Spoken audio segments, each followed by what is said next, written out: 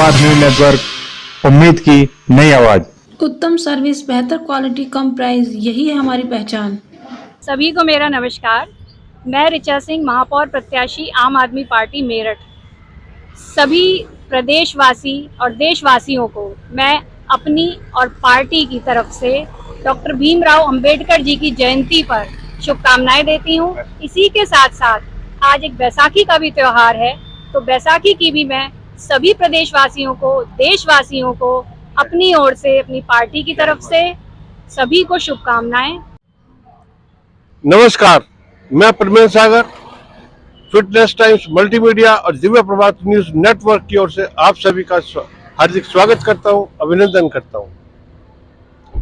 आज जैसे कि आप सभी जानते हैं, भारत रत्न डॉक्टर भीमराव अंबेडकर बाबा साहब की जयंती है और इस अवसर पर सभी पूरा देश, पूरा प्रदेश, पूरा मेरठ शहर उनकी इस जयंती को बहुत ही धूमधाम से मना रहा है।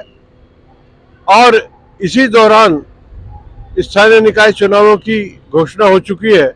मेरठ नगर निगम के चुनाव दूसरे चरण में 11 मई को होने जा रहे हैं।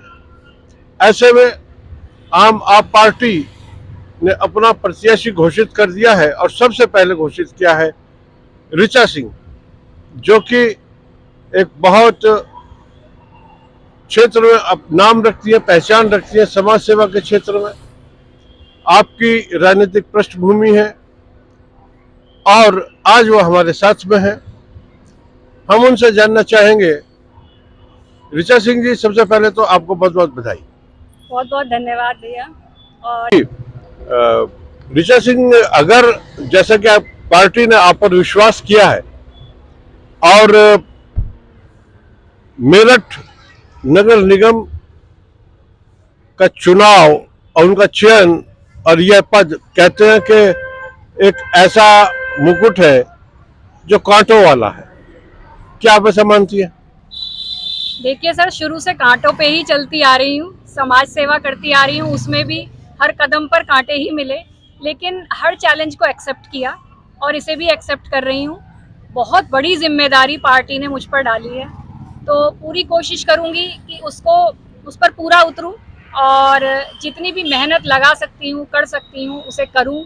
जो योजनाएं पार्टी की हैं उन्हें लागू करने की कोशिश करेंगे, अगर जनता ने हमें अपना साथ दिया तो हर तरीके से जनता के साथ रहने की कोशिश की जाएगी। आपके प्रमुख नेता और राज्यसभा सांसद संजय सिंह जी जब यहाँ से, जब उन्होंने आपके नाम की घोषणा की थी, तो उन्होंने कहा था हाउस टैक्स हाफ और बिजली टैक्स माफ, वाटर टैक्स माफ। तो अगर ये नीति है पार्टी की, तो भरपाई कैसे होगी बजट की? सर, बजट का तो कभी मतलब प्रॉपर यूटिलाइजेशन हुआ ही नहीं है। यूटिलाइजेशन के नाम पे कुछ नहीं होता, वो फंड कहाँ जाता है हमें नहीं पता। तो अगर फंड को सही तरीके से एलोकेट किया जाए तो मुझे लगता है कि हम विकास में उसे यूज़ आसानी से कर सकते हैं। लेकिन मन में इच्छा भी तो होनी चाहिए विकास करने की। अपने शहर में रहते हैं, अपने शहर को विकसित करने के लिए तो जनता भी साथ खड़ी हो जाती है।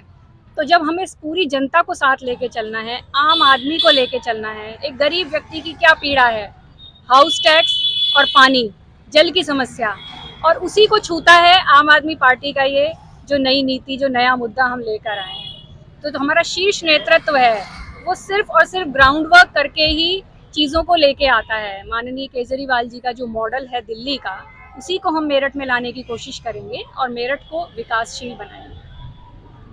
आप पार्टी की नीति है कि आम जनता तक पहुंचा जाए और झाड़ू की मार्फत स्वच्छता लाई जाए। स्वच्छता होगी तो स्वास्थ्य होगा और स्वस्थ होगा तो प्रगति स्वाभाविक तौर पर देश में हो, चाहे प्रदेश में हो या किसी भी शहर में हो। और मेरठ को स्मार्ट सिटी बनाने का सपना तो हर कोई दिखाता है। आप भी कोई ऐसा सपना दिखाने जा रहा है क्या? जी, मैं ये सपना दिखा नहीं रही हूँ, मैं खुद देख रही हूँ ये सपना।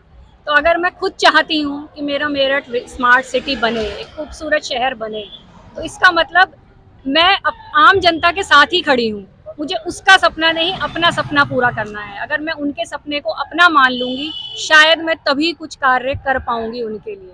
तो एक मैं भी आम आदमी हूँ, मैं भी सभी के बीच में से आती हूँ, राजनीति का कोई एक्सपीरियंस नहीं है, लेकिन करना काम ऐसे है कि वाकई में काम दिखे और लोग कहें कि काम हो रहा है।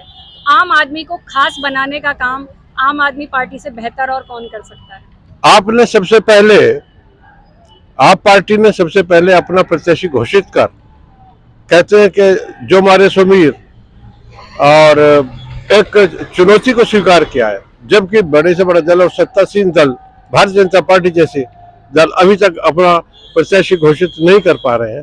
फिर भी जो चुनावी समीकरण बनेंगे वो तो समय बताएगा, लेकिन फिर भी आप क्या मानती हैं कि विपक्ष और भाजपा के बीच में से आप पार्टी जो है वो मेयर की सीट और अच्छे पार्षद लेकर के आएगी? देखिए, सभी अच्छे ही लाने की कोशिश करते हैं उम्मीदवार, लेकिन आप इसी चीज़ से अंदाज़ा लगाइए कि जो पार्टियां अपना एक उम्मीदवार नहीं चुन पा रही हैं, वो शहर को कैसे विकसित करेंगी।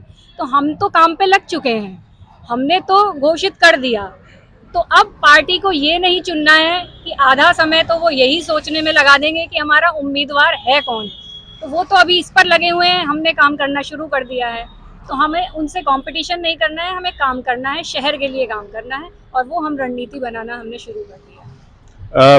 जैसा कि आपने बताया कि आप पार्टी अपनी नीतियों को लेकर के आ रही है। पंजाब में आपका शासन है वर्तमान में, और वहाँ की जो स्थिति है, खालिस्तान की आवाजें क्यों उठती हैं वहाँ से? क्या कानून व्यवस्था इतनी ढीली हो गई है वहाँ पर?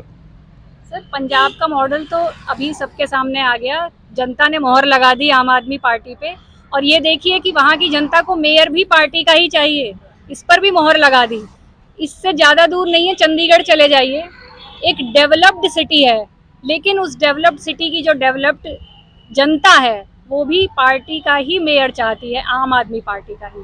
तो ये तो आगे धीरे धीरे लोग समझ रहे हैं कि डेवलपमेंट वाकई में ला कौन रहा है। क्या कोई ब्लूप्रिंट आप मेयर के तौर पर कोई तैयार किया आपने व्यक्तिगत तौर पर? बिल्कुल तैयार किया है, और जितने भी मुद्दे हैं, क्योंकि उन मुद्दों को मैंने बहुत पास से देखा है, तो वो तो मेरे माइंड में ब्लूप्रिंट बन चुका है उनका, तो वो मेरे टिप्स पर हैं मुद्दे। तो उन मुद्दों से मैं जूझती आ रही हूँ, तो जिनसे मेरा हृदय छलनी हो गया, तो मैं समझ सकती हूँ कि जनता का क्या हाल हुआ होगा। सड़कें देख लीजिए, नाले देख लीजिए, स्ट्रीट लाइट्स देख लीजिए, रैन बसेरा देख लीजिए, शिक्षा का हाल देख लीजिए, महिलाओं का हाल देख लीजिए, पर्यावरण देख लीजिए, प्रदूषण देख लीजिए, तमाम मुद्दे हैं। रोजगार देख लीजिए, कितनी दूर है उद्योगपति यहाँ आना नहीं चाहते, क्यों नहीं आना चाहते, क्या कमी है मेरठ में? स्पोर्ट्स इंडस्ट्रीज है, स्पोर्ट्स के नाम पे देख लीजिए क्या हो रहा है, खिलाड़ियों के साथ क्या हो रहा है।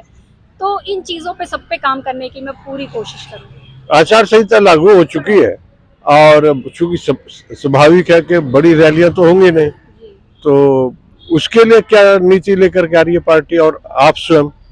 देखिए, हम लोगों की कोशिश है कि हम हर एक जनता से, हर एक व्यक्ति से पर्सनल कांटेक्ट करें, यानी कनेक्ट करें, जी, डोर टू डोर जाएं, जितना हम कर सकते हैं। और मैं अकेली नहीं हूँ, मेरे साथ पार्टी के सारे ही पार्षद उम्मीदवार हैं, कार्यकर्ता हैं, पार्टी के जिला अध्यक्ष हैं, अंकुश चौधरी जी हैं, तो पूरी पार्टी लगी हुई है, मैं अकेली नहीं कार्य कर रही हूँ, पूरी टीम, पूरी जनता अपने पूरे उत्साह से लगी हुई है, पूरी एनर्जी इतनी दिखाई देती है, एनर्जेटिक सारे हैं। कल मैं मिल के आई हूँ सभी उम्मीदवारों से, तो मुझे एक अलग ही मोटिवेशन मिला कि इसमें इन लोगों में कितनी ऊर्जा है, तो उनसे मेरी ऊर्जा और डबल हो गई।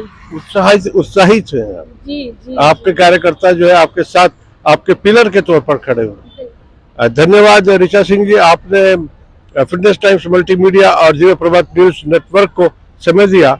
आप अपने इस प्रथम साक्षात्कार में क्या संदेश मेरठ के मतदाताओं को, जो मेयर चुनेंगे और पार्षद चुनेंगे, उन्हें कैसा मेयर चुनना चाहिए और कैसे प्रत्याशी चुनने चाहिए, कैसा संदेश आपका?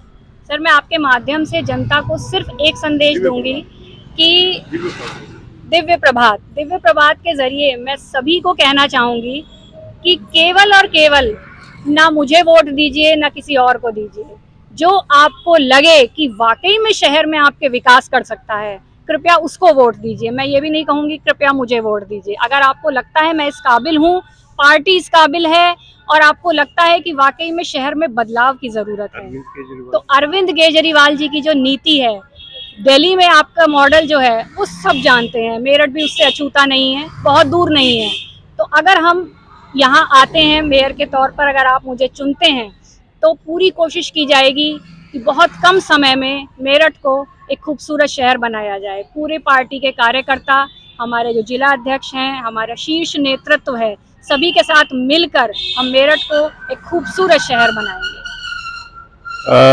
मैं प्रवीण सागर, फिटनेस टाइम्स मल्टीमीडिया और दिव्य प्रभात न्यूज नेटवर्क के लिए अपने रिपोर्टर और कैमरामैन अभिषेक सिंह के साथ मेरठ में डॉक्टर अंबेडकर भीमराव पार्क निकट कचहरी से ऋचा सिंह, जो आप पार्टी की प्रत्याशी है मेयर पद की, उनसे वार्ता के बाद। धन्यवाद।